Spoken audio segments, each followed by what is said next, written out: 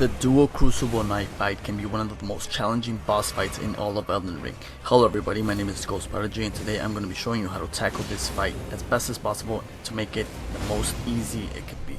The most important thing to do before any boss fight is to buff up. I recommend that you use any buff that will increase your attack power, defense, and stamina recovery, as well as any other weapon buffs.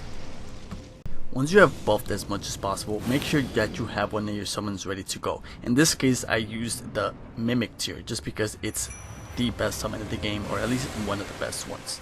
The reason for this is because we want the summon to go distract one of the knights. Hopefully it's the one with the spears, as you want to go and fight the one with the shield and sword, because at this point you should have already fought him a couple times, as he is even a mini boss in the beginning of the game. So you should be more familiar with his moveset and be able to fight him a lot easier than the other guy. The number one attack you should be looking out for is one that both of these knights do. It's when he jumps up in the air, sprouts wings, and then rushes you down. The best way to deal with this is to either time it correctly and roll into him, or to just run away as far away as possible from him. Just making sure that you don't get close to the other knight fighting the Mimic tier. That way you have a better chance of fighting him one-on-one while your Mimic tier fights the other one one-on-one. The goal here is to try and get rid of this knight before the other one kills your summon. This way, you have a better chance at fighting the other one one-on-one. At this point, my Mimic tier had died and I still hadn't killed this one, but I knew I was close. So I knew I had to keep them separated as much as possible so that I could end it quickly.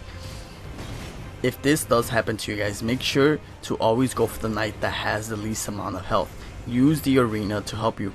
By using the pillars around the area, you can make space in between both enemies and yourself. This way you can dispose of the one that has the least amount of HP first. From here on out, it's just basically a 1v1 versus the second knight. Hopefully your summon did enough damage to it that it doesn't take you as long. As for me, my summon didn't do that much damage, so I had a little bit more of a harder fight. A quick tip is to be concerned about the spear. Even if you think it's not going to hit you, it still might, because he actually has an outrageous amount of range with it. To dodge the special of his spear, you either dodge to the sides or dodge into it. Do not try and put yourself in between the special and the pillars, as the magic damage does go through the pillars and it would still hit you. Remember that when he jumps up in the air to do the wing attack, you can either dodge into it or run away as far as possible, because it does not actually have a lot of range. If you time it correctly, you could catch him and hit him while he's recovering from this attack. From here on out, I recommend that you play patiently, take your time, don't get greedy, use the arena to allow yourself to buff or heal as much as possible. With all that being said, you guys should have an easier time fighting these guys and defeating them.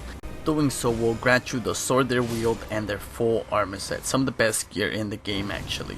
If this video helped you out in any way possible, please make sure to leave a like rating on it, as it does help me out a lot, and consider subscribing to this channel. I post a lot of Elden Ring content, mainly PvP focused, but from time to time I will upload guides here and there. As always, this has been Ghost Prodigy. Thank you all so much for watching, and I'll catch you in the next one. Peace.